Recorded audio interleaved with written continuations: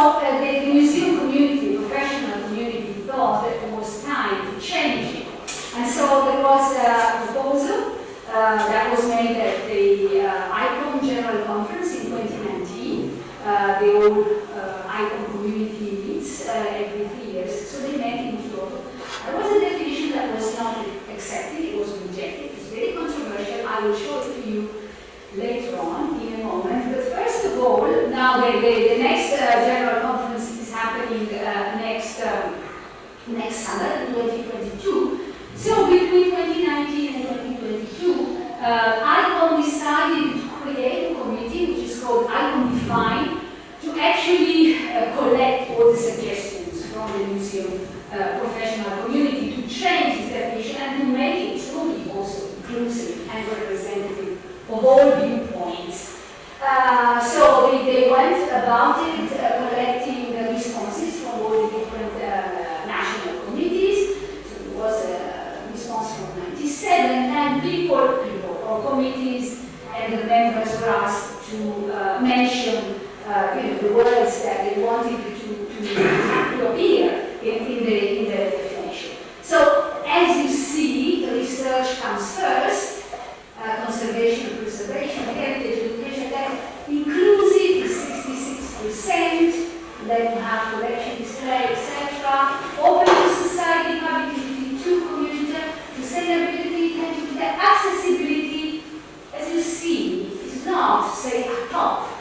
I wouldn't say it's not a top priority. It is not so frequently mentioned as other terms, like research, conservation, etc. So I just wanted diversity also, and dialogue. Okay, they are there, but they're not the top priority. Just because you will have this power, I'm not going into this in detail, but just to say, when asked about the values,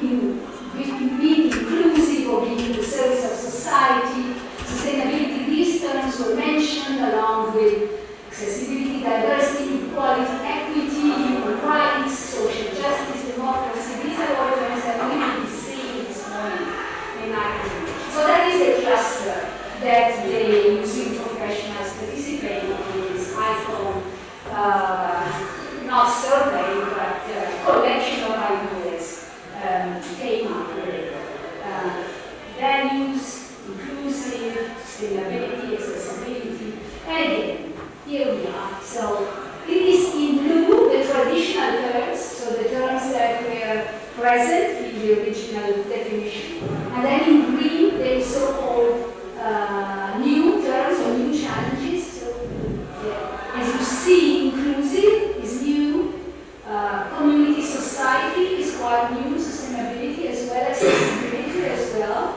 diversity, knowledge and data. So this is something that the museum community is taking into account to put it in the definition. The definition, just for you to know, that was rejected was this. And it started with a quite different tone, right? Museums are democratizing inclusive, it's already there, right? The second one. And they contribute to human dignity, social justice, global equality, and planetary well-being. This was not accepted, and I can well imagine that for an international, a worldwide community, it is difficult to come to a definition that satisfies all. This is what some museums preach and practice. They do it. Actually, they do it. So it was proposed by those who do it in their everyday work. But that's not what everyone believes that a museum should be for. For some institutions, for some professions, museums are, first of all, about research, first of all, about preservation of collections, and so on. So, but one definition I like very much, and which is not new, because it dates 1998, is the definition of a museum given by the Museums Association in the UK. They say, first line, museums enable people. So people are there at the very core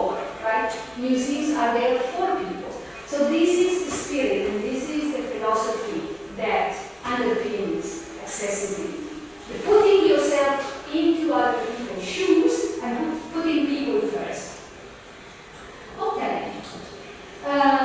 Which is also closely connected with the idea of stewardship in museums and in cultural heritage in general. Because what this definition says, and it's given, it comes from the American lives of museums, it says something very easy in a way, that museums are there to preserve and to say, make accessible for present generations and to make collections available for future generations. So they're just borrowing collecting. They just take care of, they are just guardians of collections. But heritage, cultural heritage, museum collections belong to the people. And so in the end, this idea that because they belong to the people, they should be made accessible and available as much as possible. Right? There must be an effort to make them accessible and available. Before we look at concrete examples, I thought that we would go through some reference frameworks for you to know and say in the south of okay. And this is where this convention was signed in 2005, in 2005. It's a convention that was issued by, not by the European Union, but by the Council of Europe.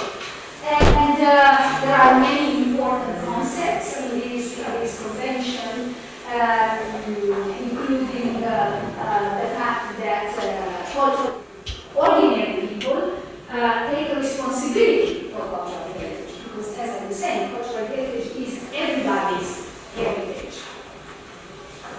And a very important concept that the Fire Convention introduces, and this is something that you will find everywhere in every discussion about museums cultural heritage. It is something that's been, so to say, shared. Now, it's become common practice to refer to this concept, is the concept of a heritage community. Heritage communities are communities of people who value specific aspects of cultural heritage, which they wish to sustain and transmit to future generations. In other words, it is also the people, the communities that identify what cultural heritage is for them. Because cultural heritage could be cultural heritage for one group or one community, and maybe especially if we're talking about intangible cultural heritage. So practices, customs, ceremonies, things like this. They could be cultural heritage for one group and not for another. So a heritage community identifies cultural heritage and commits to sustain, to preserve, and to promote and to promote.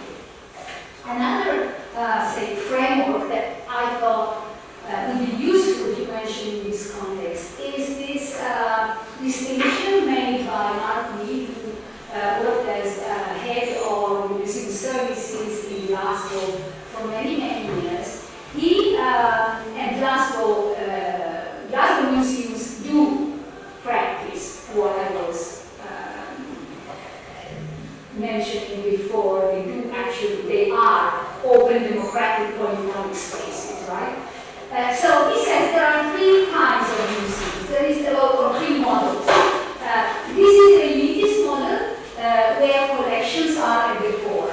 So basically everything is about preserving, exhibiting, and visitors are educated people that look for an aesthetic or cognitive experience, and the museum is detached from the contingencies of history and society. So in other words, the museum offers, say, a cultural product, let's say, and who can take it and who can enjoy it, that's his or her own business.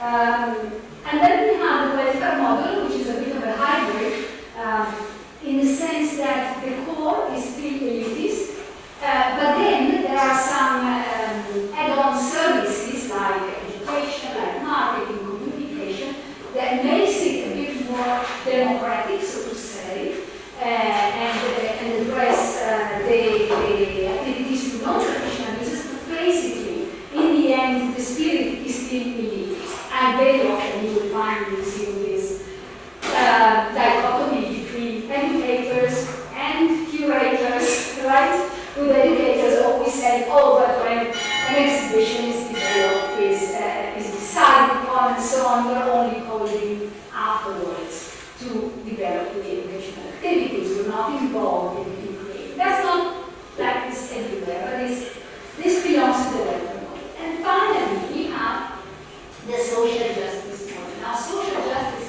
is quite a strong term, also for myself. But they are a bit radical in the answer. But they do excellent work. They do excellent work with the public. They are very accessible. And museums are attended by people of all sorts, right? So, so it is very strong.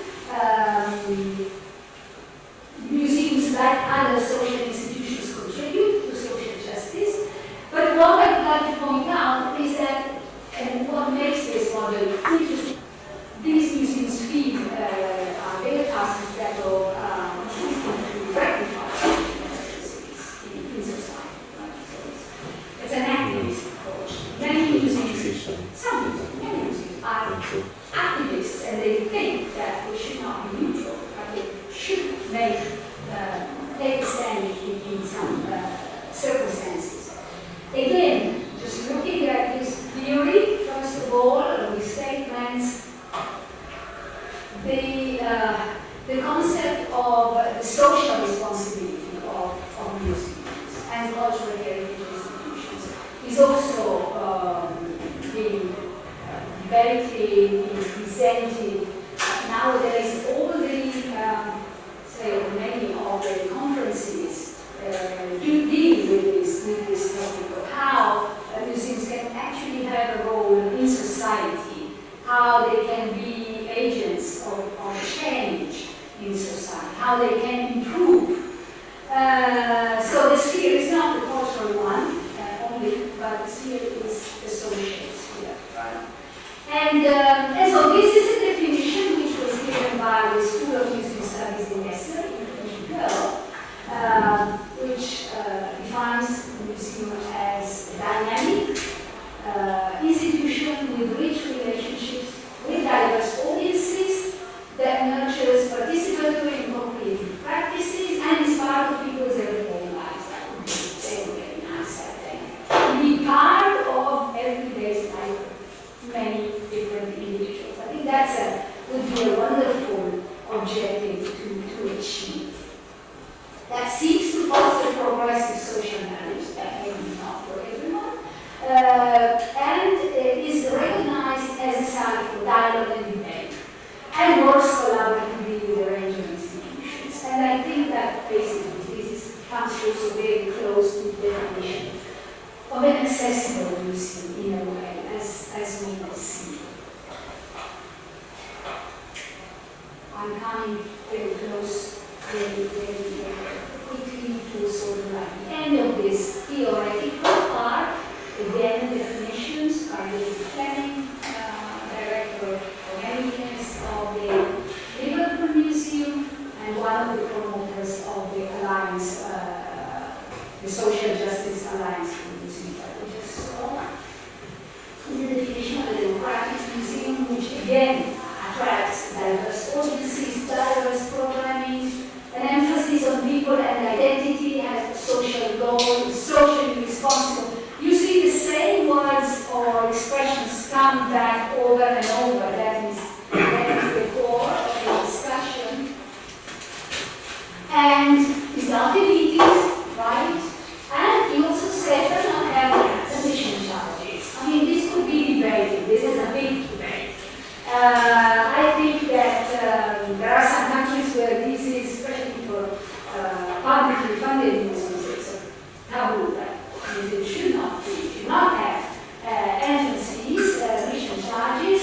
In other cases, we think that if you don't pay something, you don't put value on that thing. But someone here suggested a financial barrier, right? So this can also be a barrier to accessibility. There are many ways of countering that. There can be season tickets, there can be opening times where you can get in free. There is a variety of possibilities of limiting that financial barrier. But we should recognize that as a barrier.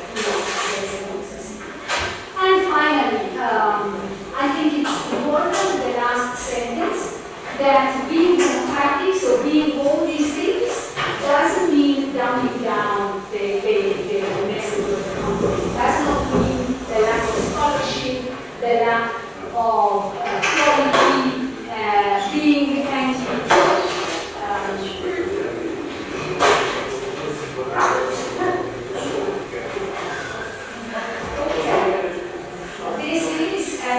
And you will also receive a collection of documents at the end of this meeting, so that you can go back to some of these texts that I'm just passing through. And this is, for instance, a manifesto, the Learning and Engagement Manifesto of the New Academics Association. Just again to point out the headings, right? Cultural rights, cultural democracy, social justice, activism, community participation.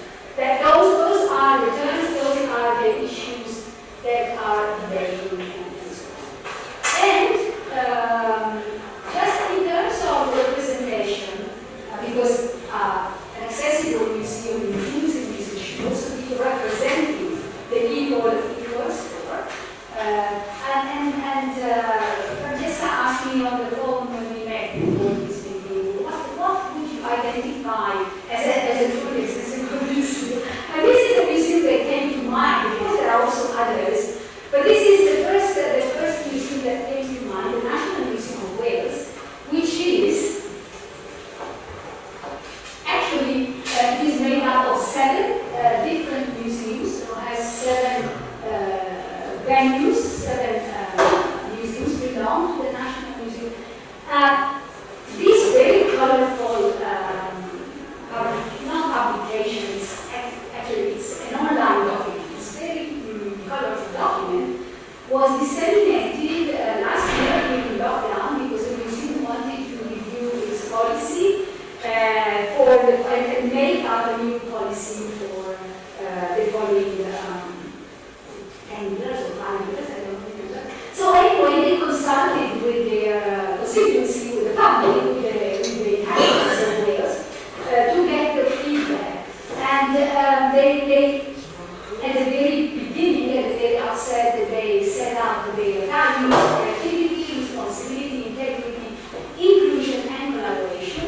And I think you will have the all.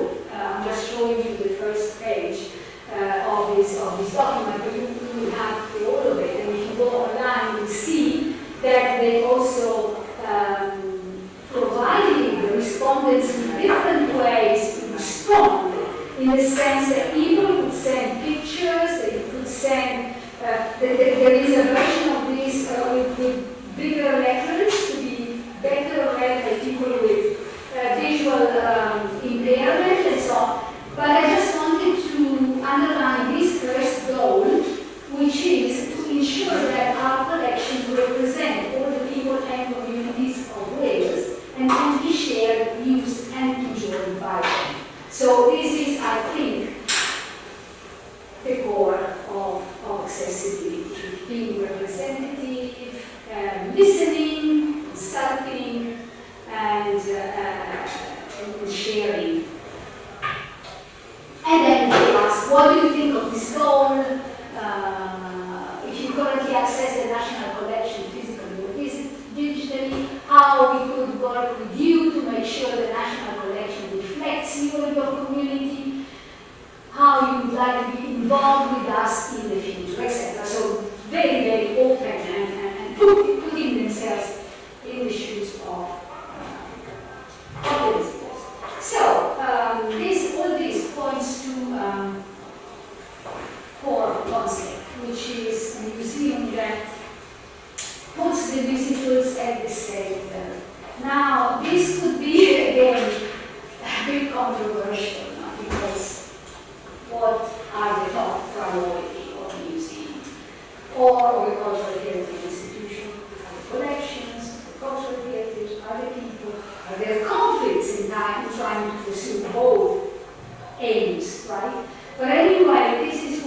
increasingly being confirmed by the publications and by the practice of museum professionals that visitors must be integrated into the museum's vision and identity and be the core focus. Because if collections are there, but they have to be there for someone. If they're not there, if they're not used for someone, then they lose part of their value. So we're now coming to a more entry into the topic of accessibility, which is first of all recognition of cultural rights, so the mention of the Universal Declaration of Human Rights, which says that everyone has the right freely to participate in the cultural life of the community, to enjoy the arts and to share the scientific advancement and its benefits.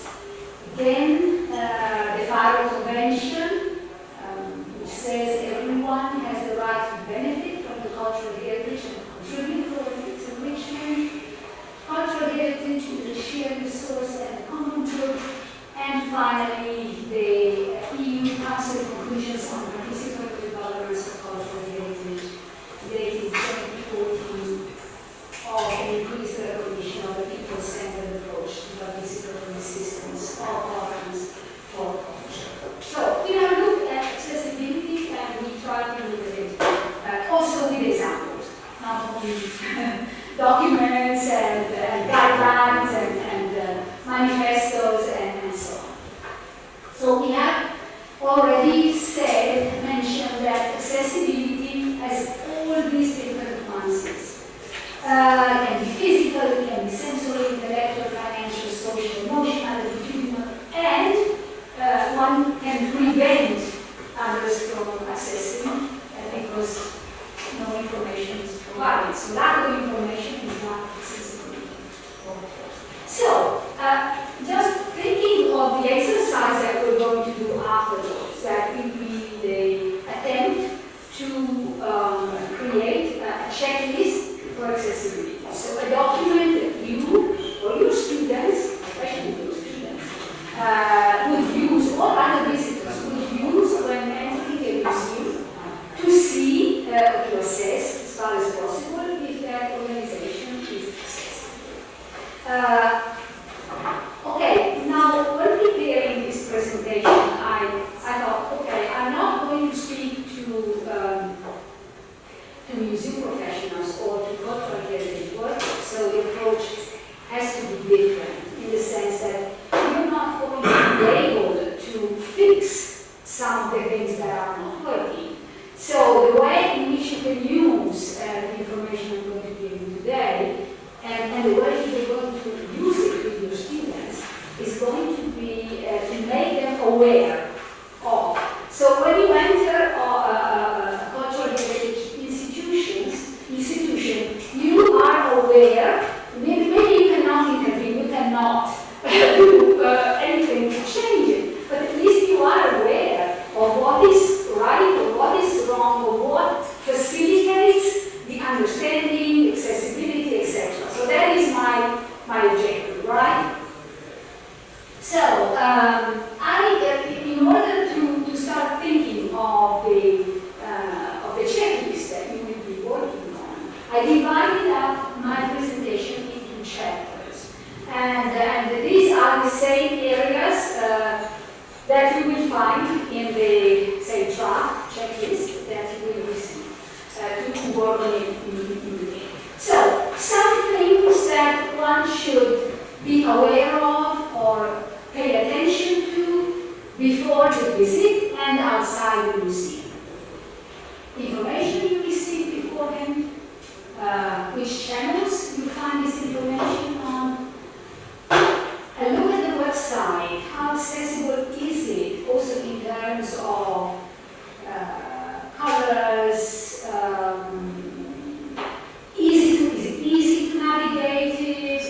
Is the information easy to find, etc., etc. Is the museum or the cultural heritage site signposted in the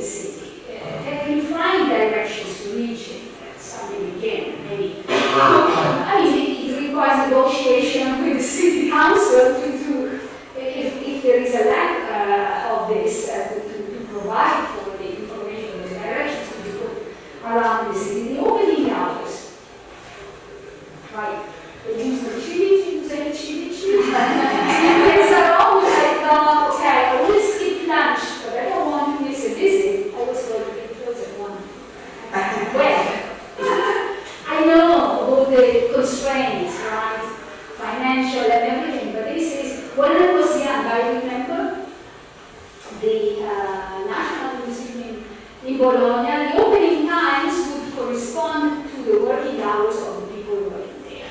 So the approach is completely different, right? You're not putting the visitors at the center, you're putting the employees at the center. The entrance fees that we have already mentioned, the transport. Is it easy to reach in other parking places and so on? So, just quickly, the opening times, for instance, and I thought the opening times are crucial. They, of course, should be some museums here, for instance, in Rimini, they change their opening times during the summer because, of course, people go to the beach during the day. So museums have no reason for being open during the daytime, but maybe it's good if you open from 8 to 12, to midnight or something. So opening times are. But I would like to mention this idea of some museums, especially in the UK, of opening the museum, for instance, 1 hour before the official opening on some days of the week, for people with autistic problems, people with autism, because people, autistic children, people have a difficulty in dealing with chaos, with the crowd, etc. So what they do something very simple. They open 1 hour before when the museum is empty, and so these visitors, these groups can access it. Maybe it doesn't cost anything, or maybe it costs very little in terms of paying the vigilators for next hour or two. Transport is an issue, especially in some areas, but in general also schools, where the museum is not just around the corner, they have difficulties in reaching. So this is, for instance, a transport provided in Amsterdam by the city. By the city council, this is called the museum boat. So they are providing free transport for children to go and visit cultural venues. The website, of course, there are many guidelines on how to make an accessible website. So I'm not going to do this, but it should be. This is something that should not be forgotten, that websites should be accessible, and also that there are these tips. Again, this is part of the document that you will be receiving on how to make the website accessible.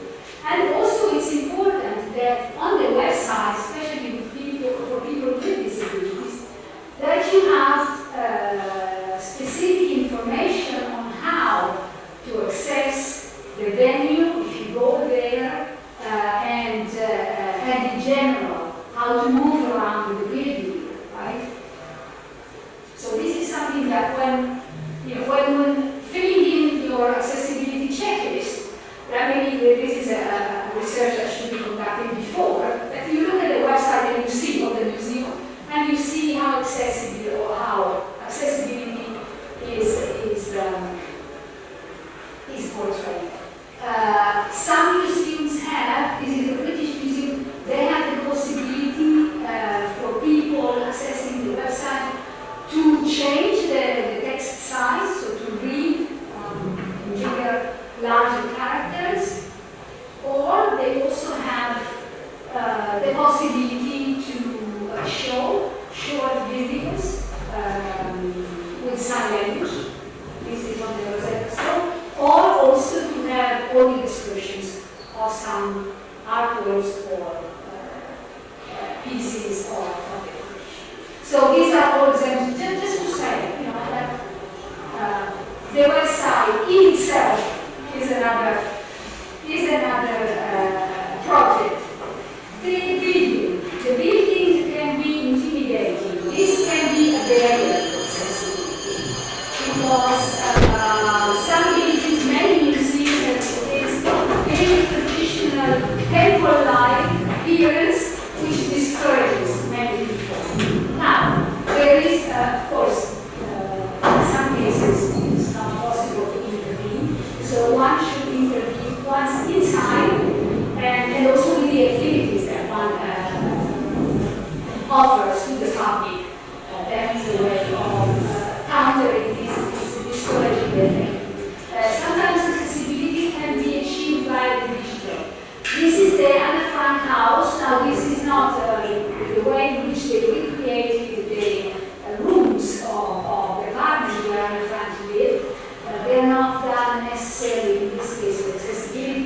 but to offer visitors the opportunity to experience the place as it was originally when Anne Frank left, because when the father came back from the concentration camp, he didn't want the apartment to be refurbished because the apartment was empty. So now if you visit the apartment physically, it is empty, the rooms are empty, but you get an impression of how it was online.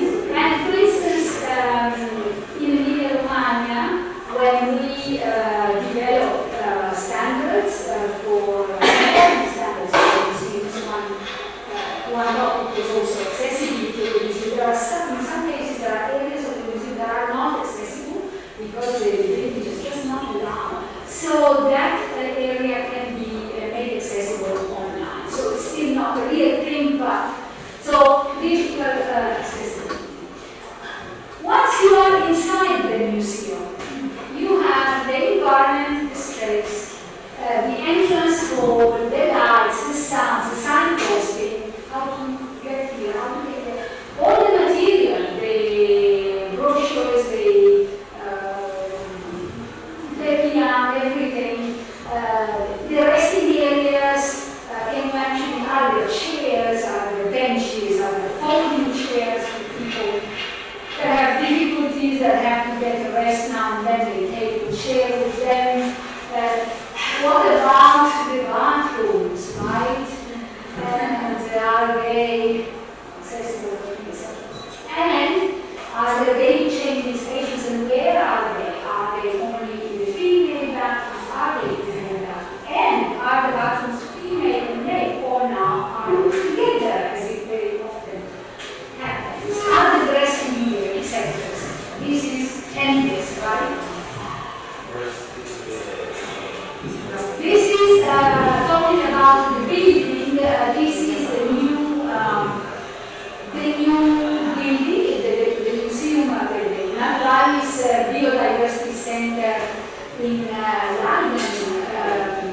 Has been there for since the end, I think, the original building to the right since the end of the 1980s.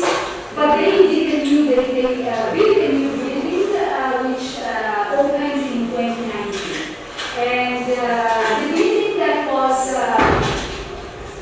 was built was also meant to be conducive to learning. So that we will see in a moment that the environment is also very important for this, because people enter the museum not necessarily, can't enter the museum alone. So this idea of self-directed learning, that you can learn in the museum, you can learn on your own without a guide or without a facilitator. So the environment adds a lot, can add a lot to this. So you have this entrance hall, which is a space, which is airy, which is with these materials that are natural, that glitter a little, that people can touch, because this is also very much a natural science museum, so it's very much a hands-on museum, a touching museum. The building itself and the environment itself is very important. You are teachers, so you know. I will mention this because it gives evidence of how important the environment is for learning, the natural environment, the stimulating it is, and how you also feel, or the student feels that he or she belongs to this environment. And so much so that the space is considered a pedagogical device, and that the environment is the third teacher. So, in a museum, which is also an educational institution, the environment is very important. And this, for instance, to me, is a very attractive and welcoming right, environment. It's the entrance hall of the City Museum in Helsinki, which is located just up on the main square, just in front of the cathedral, of the Helsinki Cathedral, at ground level. So you enter, you have no physical barriers, you enter. There is no admittance charge, so you don't have to pay. But even before paying, say, you enter this space where you can sit, where you can read a newspaper or just have a chat with someone, and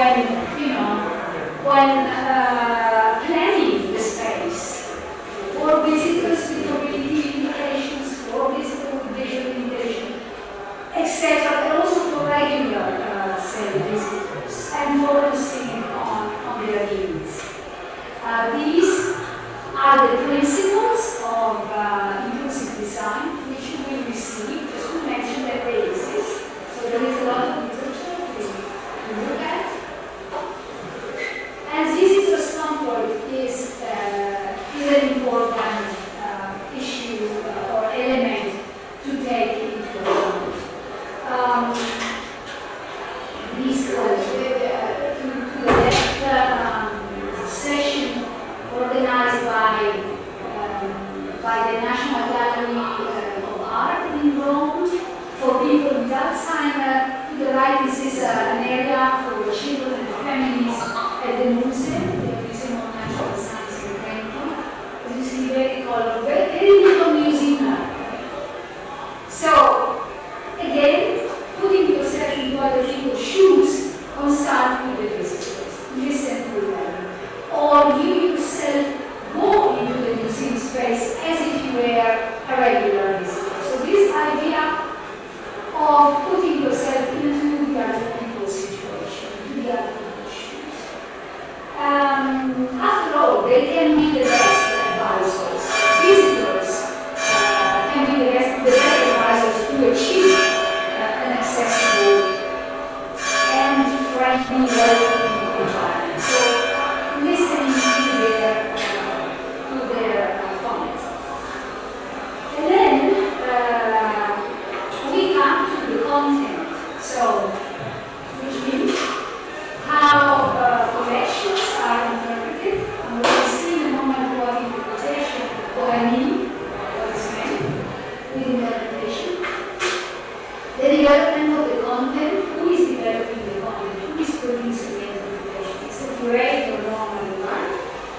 And the stories that are developed, whose stories are they? They could also be a area of society. Advisory boards, many museums do have these advisory boards of regular visitors. Again, to check, to do this check.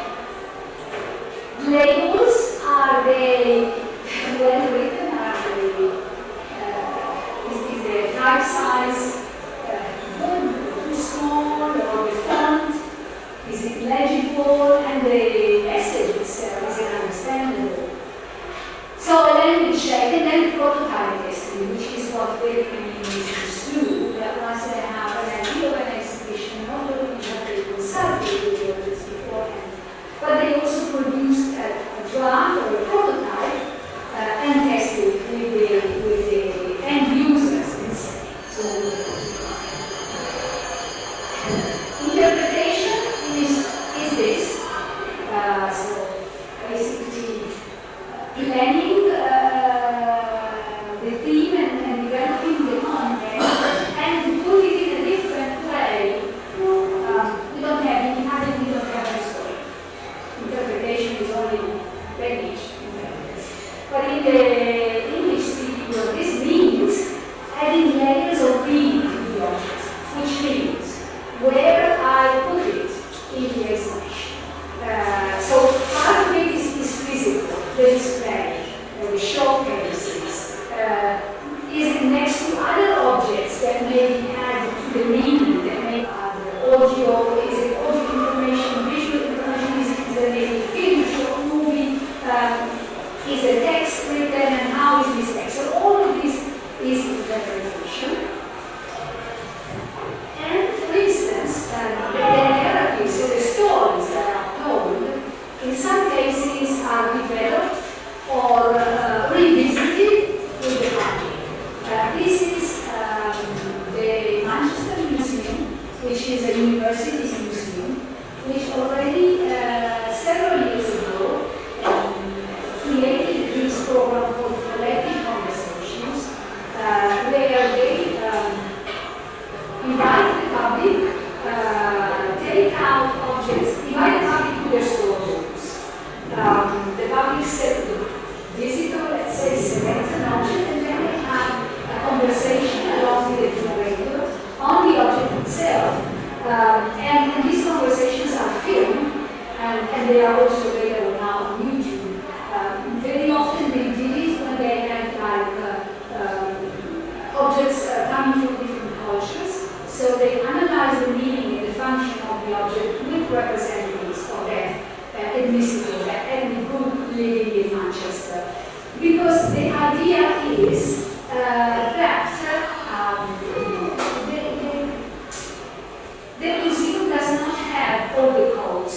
The museum does not know everything. Of course, museum professionals are experts, they are scholars in the discipline, but sometimes an object which has a function, still maybe in some cultures, can be shed light onto by listening to the community from which the object belongs.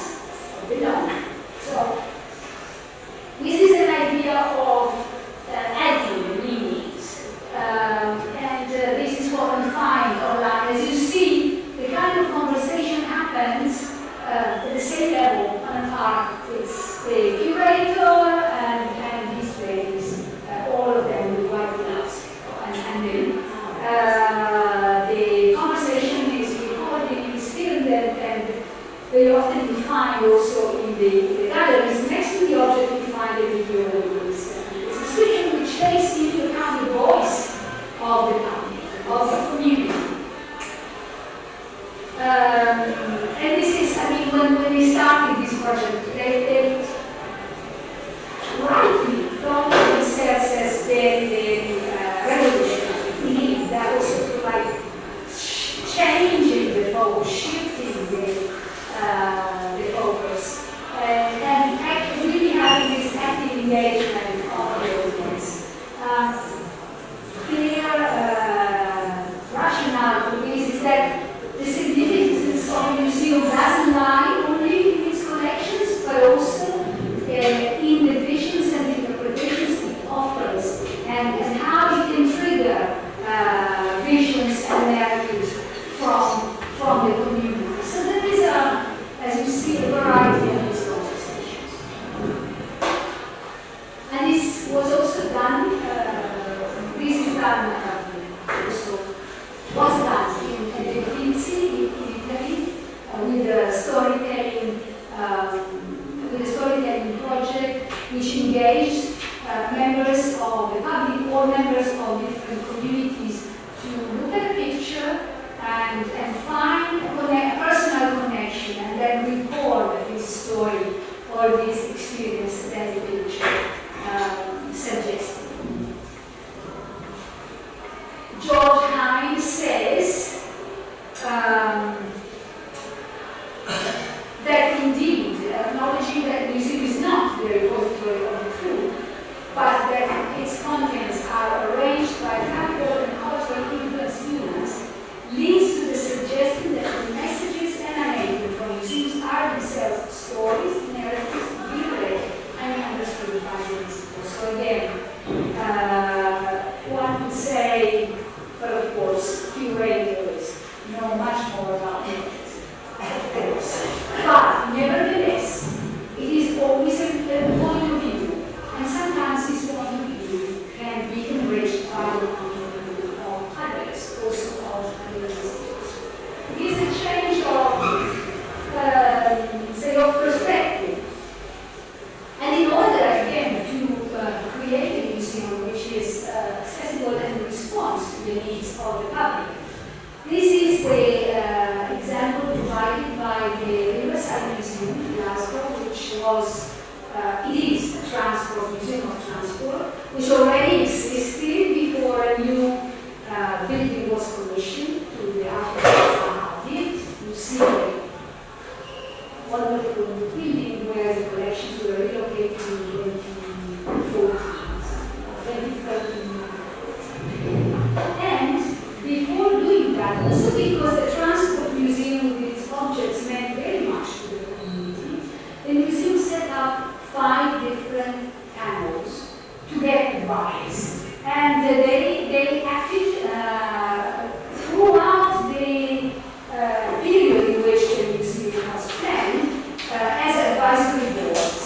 And especially, say, the access canal, I know for sure that they really contributed very relevant tips and information. They actually forced the architects to reconsider some of their solutions, because it is only from the people who have specific needs that some of those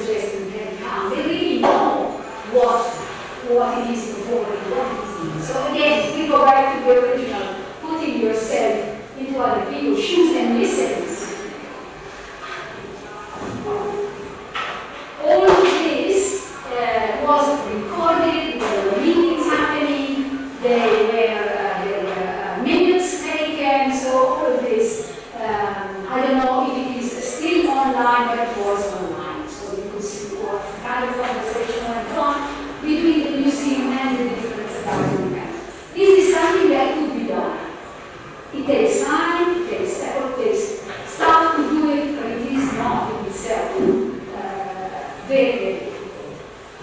Text enables, as I said, this is made, again, in this case, there's a lot of literature on how to write effective and meaningful text that can be understood. And for instance, too often these texts are written by specialists for specialists, by curators for peers.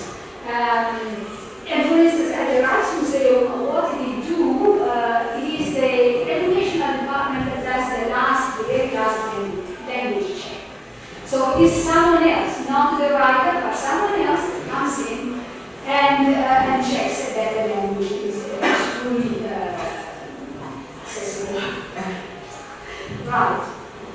And prototype testing. This is something that I don't think in Italy we do very often, but it can be done also with cardboard. It's something that doesn't need to be costly.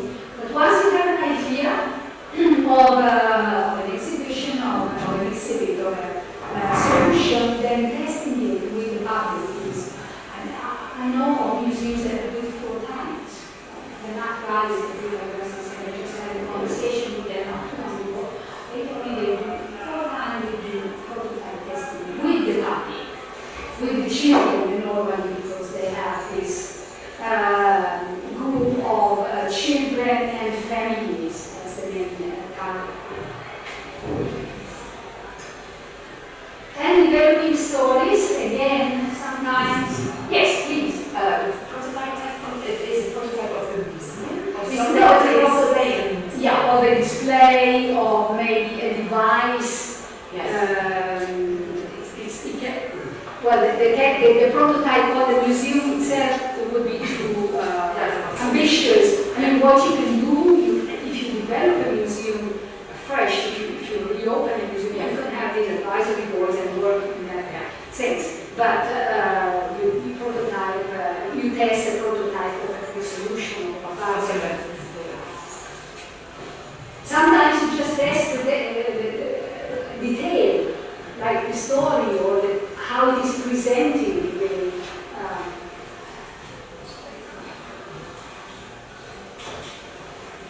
I have to speed up.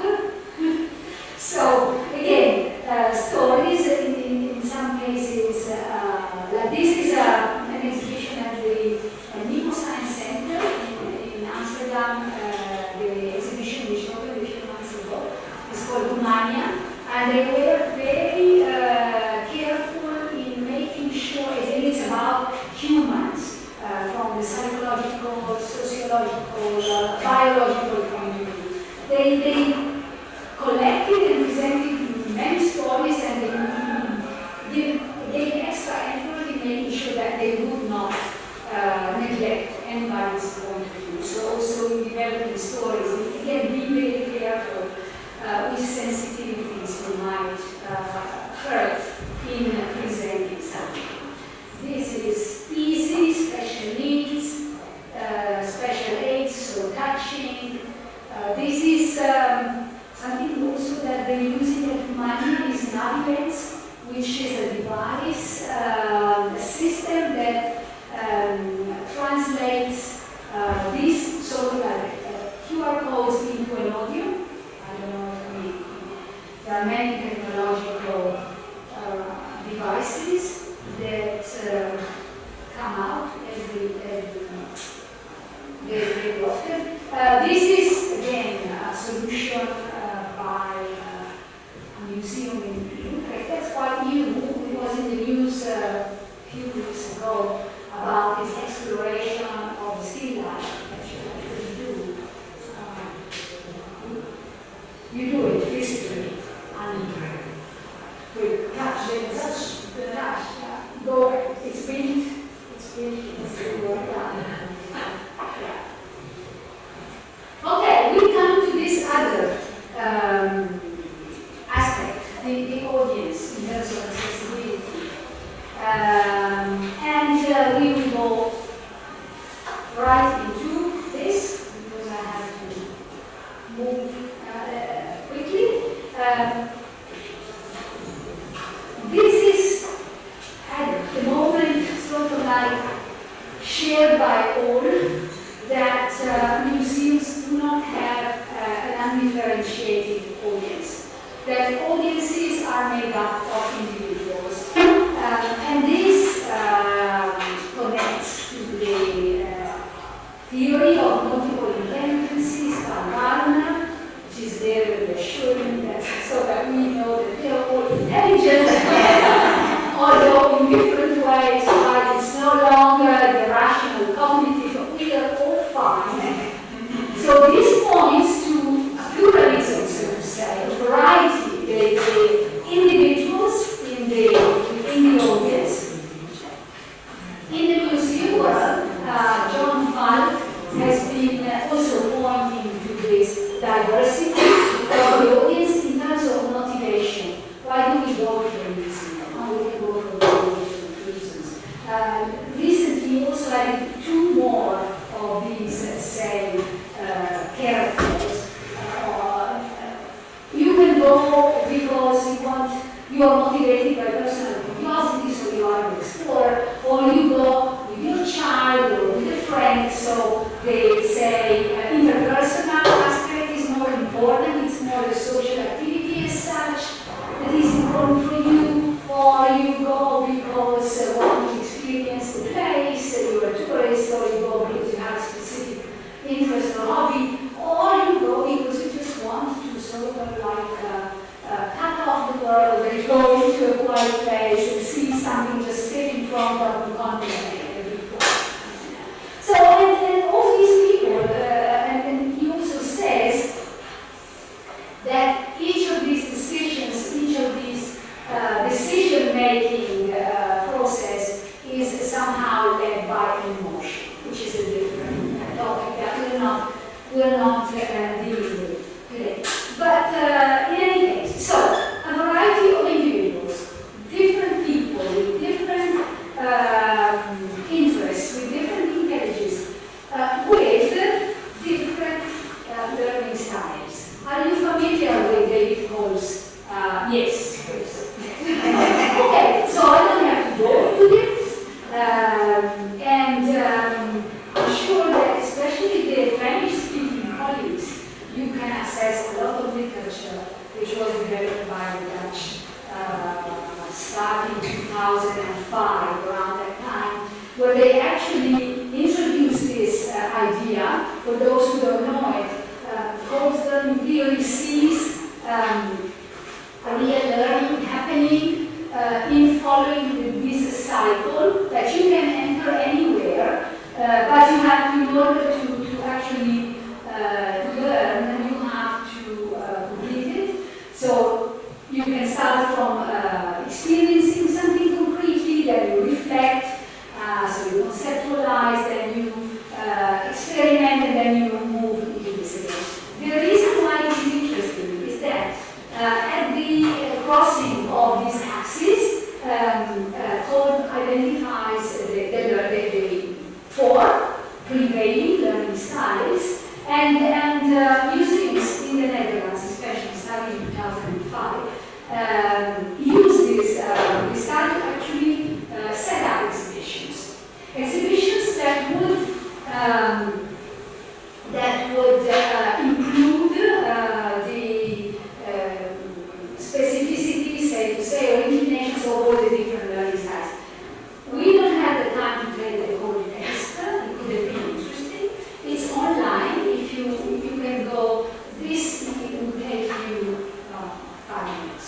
And it's very effective because you tick some boxes and then you have a chart which gives you your prevailing learning style as an outcome. But we don't do it now. Just to say that there are these four prevailing learning styles. So museums can, should, when setting up an exhibition, provide for all these different learning styles. It doesn't mean that one has one only. We have one prevailing one, but in trying to cover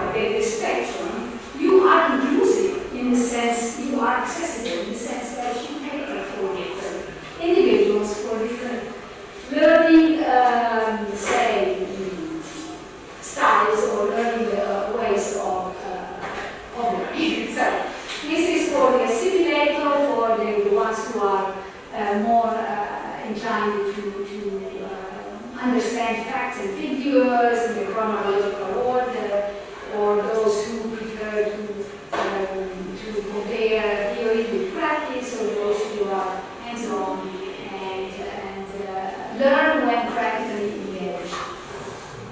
And this was, for instance, an exhibition that was set up at the Utrecht Museum, where you do the test on the wall as you enter the exhibition, and then depending on the outcome, you leave that and you are suggested which way to go that will reflect your creativity. So, of course, these are the educational implications of the right. We forget about this. And the exhibition venue also, again, in the Dutch museum world, they make sure that the team that develops an exhibition is composed of people with different learning styles, so that the outcome will also be, will also reflect this diversity. So they take the course test at the beginning, and then depending, they make sure that, because it is very easy to impose onto others our own creative learning style.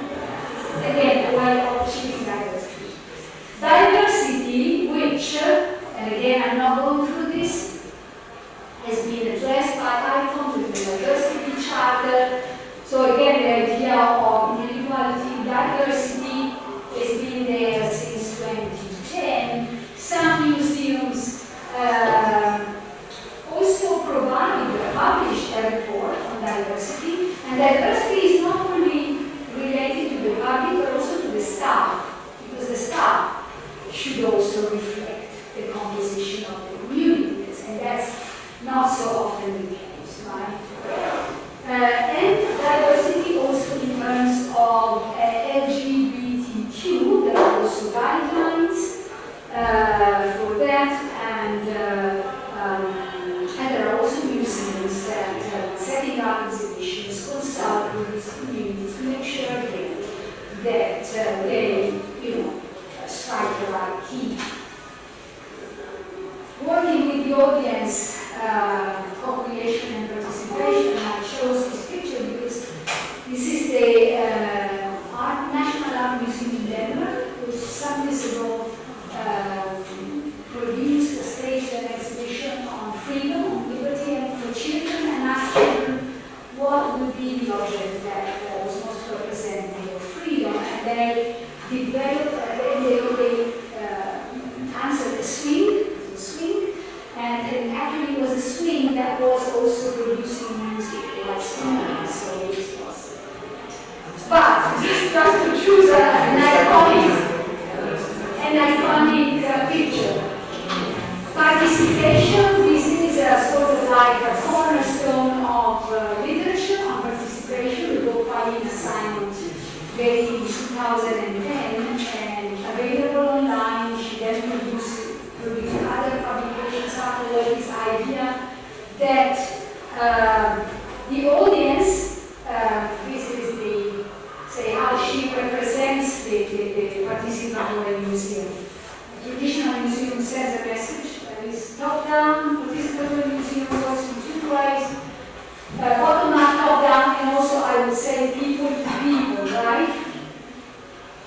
And she identifies, she sort of like developed this classification, these different categories of participation, from contributing to collaborating, to co-creating, to hosting. And the hosting projects are the ones where the museum puts itself at the disposal of people for them to create something. So they can be, all these activities can be put on a continuum, ideally, minimum to maximum, top down, bottom up, depending on. For instance, just example, this is a Finnish museum that decided to redisplay its collections and asked for the contribution of the public. So I submitted to the public the draft and the drawings of the architect. Participatory projects are very challenging. They're very ambitious, very challenging. Also because if the people say, no, we don't like them, and then the museum cannot go there. It's very difficult. It requires also negotiating and mediating skills.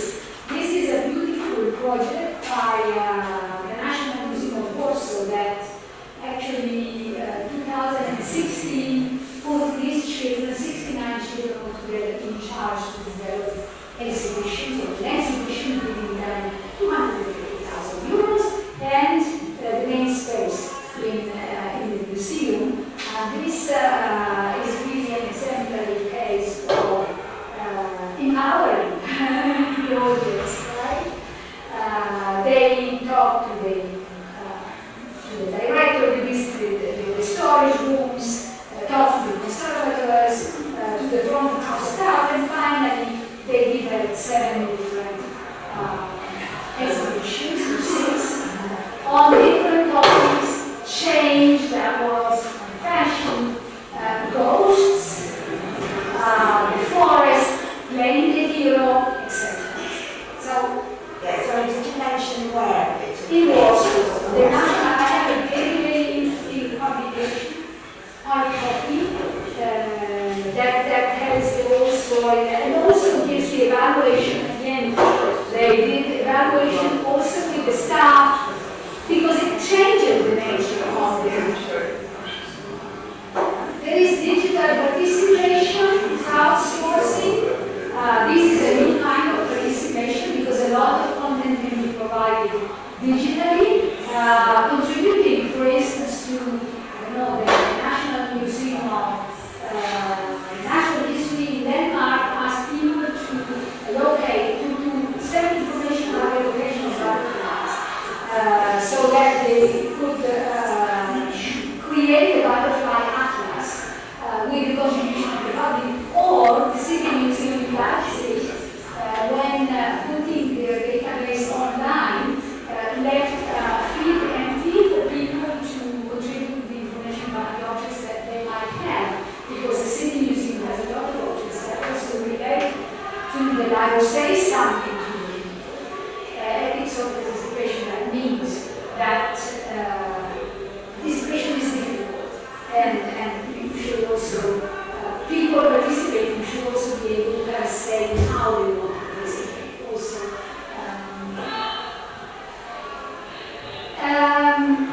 and in all these activities, the other key word is partnering with.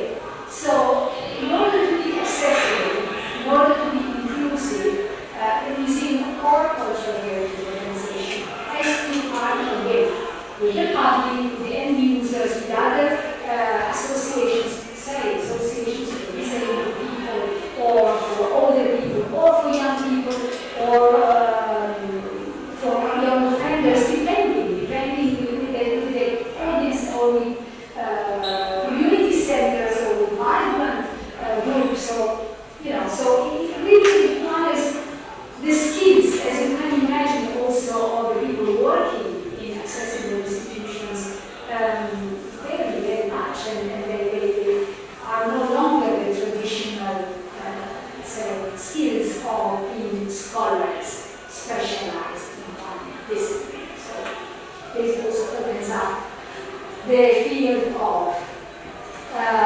skilling and reskilling of skilling, etc.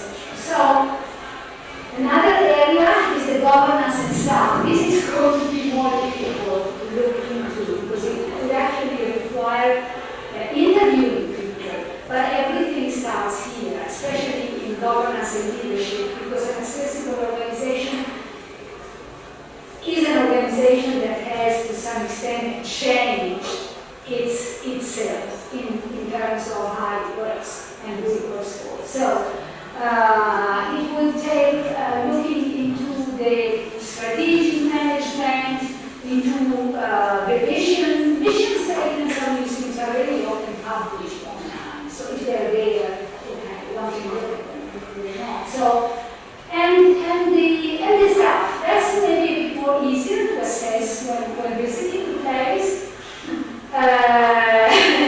How are they? Especially the front house staff invigilators, do they wear uniforms? Are they friendly? Are they welcoming? And are they trained? Just to give an example, this is real, right? This is a guy in a Georgian museum, and this is a museum educator again in the natural history museum. So the mediation of the staff makes the place accessible. And the training, this is a method that was developed at the Jewish Museum in Amsterdam. It's called IAS, which means that, of course, the Jewish museums do prompt a lot of stereotypes, prejudices, when talking to people, so they start to get guys for training, not only to present, but also to encourage dialogue and ask people and start an exchange. Okay, we're coming to the last part, so it's after the visit and beyond the museum. So, is the museum assessing its impact? Is it evaluating its activities in order to see that things work the way we want to? Is the evaluation done by the visitors and the outreach activities? Outreach activities can range from taking the objects to school and leaving, say, handling collections or objects, leaving them at the school for the class to work on, to taking objects and expertise out to disadvantaged communities. Again, this is the Glasgow Museum, and it's called the Open Museum. They go out and actually offer the expertise of the staff to the communities who then set up exhibitions in the area. Or, this only lasted a couple of years, 2 or 3 years. The Centre Pompidou, which for some years brought the museum out to the provinces.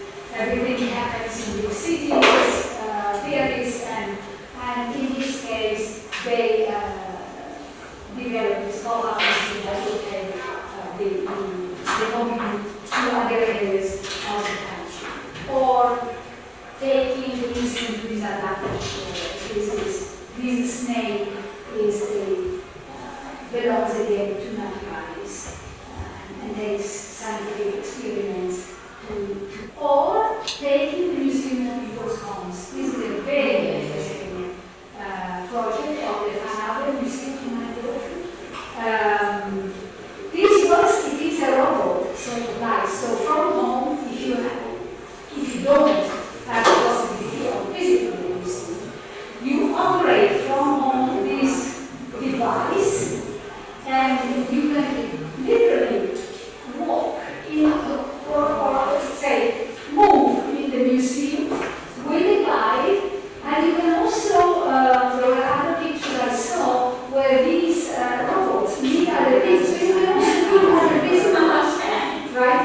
So it's interesting, and it was used during the pandemic, I know, but not necessarily by people with disabilities, but also by regular people like classes, groups of students.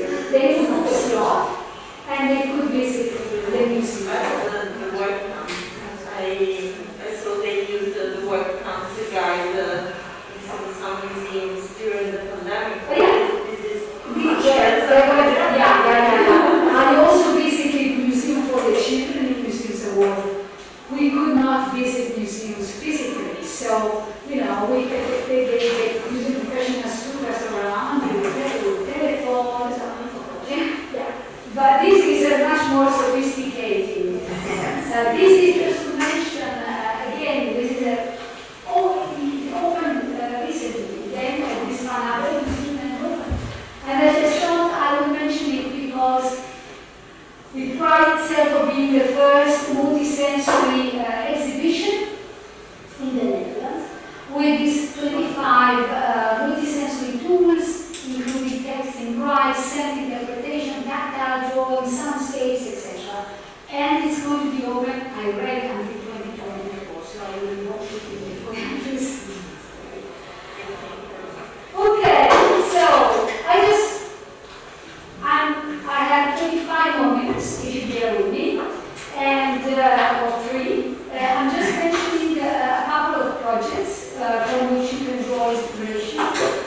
This is a new funded Horizon 2020 project.